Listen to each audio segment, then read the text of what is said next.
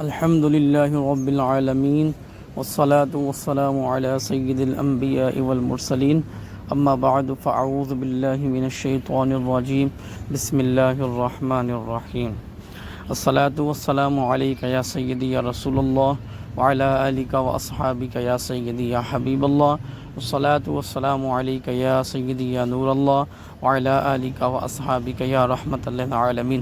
فرمان مصطفیٰ صلی اللہ تعالی علیہ وبارک وسلم ہے، تم جہاں بھی ہو مجھ پر درود پاک پڑھو کہ تمہارا درود پاک پڑھنا مجھ تک پہنچتا ہے۔ نبی پاک صلی اللہ تعالی علیہ وبارک وسلم کا فرمان ہے، جس نے مجھ پر 10 مرتبہ ایک دن میں درود پاک پڑھا، اللہ عز و جل کی ذات اس پر 100 رحمتیں نازل فرماتا ہے۔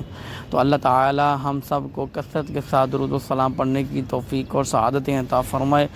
آئیں ہم سب مل کے نیت کر لیتے ہیں، انشاءاللہ عز و جل تب تک زندہ ہیں تب تک ہم درود پاک کی کثرت کریں گے۔ صلو علی الحبیب صلی اللہ تعالی علی محمد صلی اللہ تعالی علیہ وبارک وسلم۔ اس طرح آپ کو معلوم ہے ماہ ربیع الاول کی آمد ہے، یہ مہینہ بڑی برکتوں والا ہے۔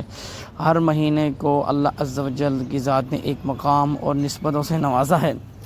جیسے کہ آپ کو معلوم ہے کہ اس ربیع النور شریف کے مہینے میں دوست احباب عاشقان رسول درود پاک کی کثرت کرتے ہیں اور اپنے ظاہر کے ساتھ ساتھ باطن کو بھی سنوارنے کی کوشش کرتے ہیں۔ تو آئیں ہم سب مل کر یہ عہد کرتے ہیں، ہم اپنے ظاہر کے ساتھ ساتھ باطن کو بھی سنوارنے کی کوشش کریں گے۔ بدھ کا دن ہے اور یہ تسبیحات اللہ عز و جل کی رضا کے لیے پڑھنی ہے، کیونکہ اللہ تعالیٰ جب جسے چاہے عزتیں عطا فرمائے، جب جسے چاہے رسوا کرے اور جب جسے چاہے اللہ تعالیٰ انعامات سے نواز دے، جب جسے چاہے جو بھی عطا کر دے، بادشاہت عطا کر دے۔ تو احباب ایک گزارش ہے کہ تھم نیل میں جو لکھا ہے، اللہ تعالیٰ جسے چاہے عطا کر دے، جسے چاہے محروم کر دے۔ اولاد کے حوالے سے بھی یہی حکم ہے، دولت کے حوالے سے بھی یہ حکم ہے، بادشاہت کے حوالے سے بھی یہی حکم ہے۔ مقصد ہمارا اللہ عز و جل کی رضا کو حاصل کرنا ہے۔ اسی نیت کے ساتھ آپ نے میرے ساتھ جڑ جانا ہے، مل جانا ہے۔ سب سے پہلے ایک گزارشات ہے، چند گزارشات کے بعد انشاءاللہ چند وظائف بھی انشاءاللہ پیش کروں گا۔ اس سے پہلے آپ درود پاک کی بھی نیت کر لیں، ہو سکے تو اپنے ماں باپ کے لیے دعا کیا کریں، اگر وہ وفات پا گئے ہیں، اگر حیات ہیں تو ان کی خدمت کیا کریں، یعنی ان کے پاس بیٹھا کریں، انہیں وقت دیا کریں اور ان سے دعائیں کروایا کریں اور فکر آخرت کی طرف اپنی توجہ رکھا کریں۔ اللہ تعالیٰ مجھے اور آپ کو اس پر عمل کرنے کی توفیق عطا فرمائے۔ ایک وقت آئے گا ہمیں دنیا سے لوٹنا ہے، یہ سچی حقیقت ہے۔ کل نفس ذائقۃ الموت الذین اذا اصابتهم مصیبۃ قالوا انا للہ وانا الیہ راجعون۔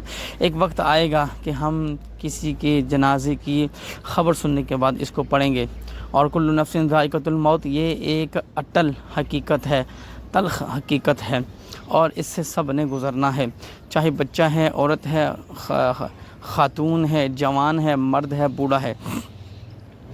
ہم سب مل کر یہ اگر عہد کر لیں، جو میں نے آغاز میں گزارشات کی تھی، اس ماہ ربیع الاول میں ہم اپنے ظاہر سنوارنا، اچھے کپڑے پہننا، اچھا لباس پہننا، اچھی خوشبو لگانا، اچھی طریقے سے بیٹھنا، اچھی طریقے سے کھانا پینا، یہ سنت مبارکہ پر عمل کرنا بہت اچھی بات ہے۔ لیکن اگر ہم اپنے ظاہر کے ساتھ ساتھ باطن کو بھی سنوارنے کی اس مرتبہ نیت کر لیں، قرآن مجید کی تلاوت کثرت سے کرنا، اس سے پہلے جھوٹ نہ بولنا، نماز وقت پر ادا کرنا، اس سے پہلے غیبت نہ کرنا، چغلی نہ کرنا، بہتان وغیرہ وغیرہ سے گناہوں سے بچے رہنا، تو یہ چھوٹے چھوٹے عمل ہیں جس کا بہت بڑا اجر ہے۔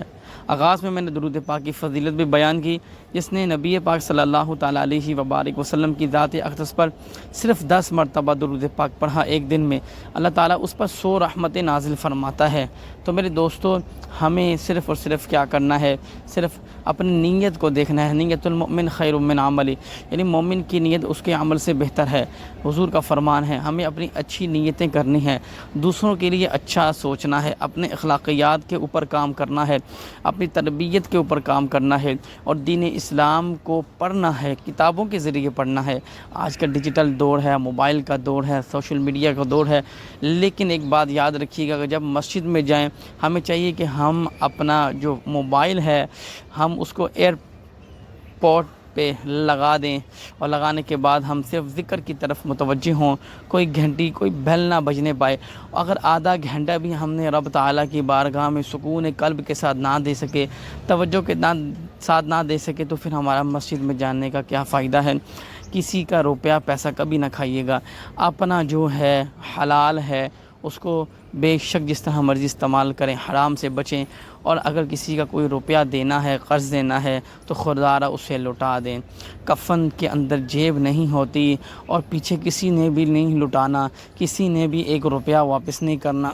خواہ مخواہ قبر کے اندر سختیاں برداشت کرنے سے بہتر ہے کہ ہم دنیا میں جس کے ساتھ کوئی بھی معاملات ہوئیں اسی سے معافی مانگ لیں، اور جسی کا لین دین ہے اسی کو وہیں پر دے کر ختم کریں، اور کسی کی زمین کے مسائل ہیں، جائیداد کے مسائل ہیں، اسی کو بھی ہم اس کو ادھر ہی دے کر ادھر سے ہی بالکل کلیئر ہو کے جائیں۔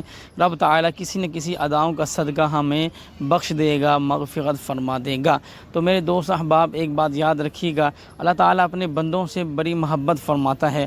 جو بندہ بندوں کے ساتھ زیادتی کرتا ہے، جو بندہ بندے کو ناحق قتل کرتا ہے، جائیداد پر قبضہ کرتا ہے، اور اسی طرح اس کی رقم ہڑپ جاتا ہے، اور جھوٹ بولتا ہے، اور گناہ کرتا ہے، زنا کرتا ہے، تو یقین مانے اس کی عبادات، اس کی خیرات کبھی بھی قبول نہیں کی جاتی۔ رب تعالیٰ فرماتے ہیں سبحان اللہ، میں پاک ہوں اور میری راہ میں پاک مال خرچ کرو۔ اور خدا کی قسم، ہمیں جس طرح رہنے سہنے کا دین اسلام نے حکم دیا ہے، اللہ اور اس کے رسول صلی اللہ تعالیٰ علیہ وآلہ وسلم کی ذات نے، اسی طرح ہم رہ کر صرف بسم اللہ الرحمن الرحیم پر عمل کر لیں، ہمارے لیے یہ بھی بہت بہت بڑا خزانہ ہے، اور یقین مانے اس سے اتنی روحانیت حاصل ہوگی جو ہم سے سمیٹی نہیں جائے گی۔ تو آپ سے گزارش ہے، چند گزارشات کی ہیں، اگر اس پر فوکس کر کے کام کریں گے تو انشاءاللہ تعالی ہر ربیع الاول کی طرح یہ ربیع الاول میں انشاءاللہ تعالی ہم اپنے آپ کو سمجھانے، سنوارنے اور سلجھنے کی نیت کر لیتے ہیں۔ تو آئیں، سب سے پہلے تو ہم یہ شکر ادا کرتے ہیں کہ ہمیں ربیع الاول نصیب ہوا۔ کثرت سے ساتھ درود پاک کی فضیلت بہت ہے، درود پاک پڑھا کریں نہ۔ اس کے بعد جو گزارشات کی اس پر غور کیجیے گا، اور بہترین یہ ہے کہ انا انزلناہ فی لیلۃ القدر، اس کی کثرت کریں، سورہ اخلاص کی کثرت کریں، سورہ کوثر کی کثرت کریں، اور استغفار کی کثرت کریں، استغفر اللہ ربی من کل ذنب وذنبتہ واتوب الیہ، اس کی کثرت کریں۔ تو انشاءاللہ تعالی اللہ کے حکم سے اگر ہماری نیتیں صاف ہو جائیں گی نا، یقین مانیں ہمارے لیے بسم اللہ الرحمن الرحیم اور درود پاک یہی بہت بڑا عمل، وظائف، بہت کمالات ہیں اس کے اندر۔ اللہ تعالیٰ مجھے اور آپ کو اس پر عمل کرنے کی توفیق عطا فرمائے۔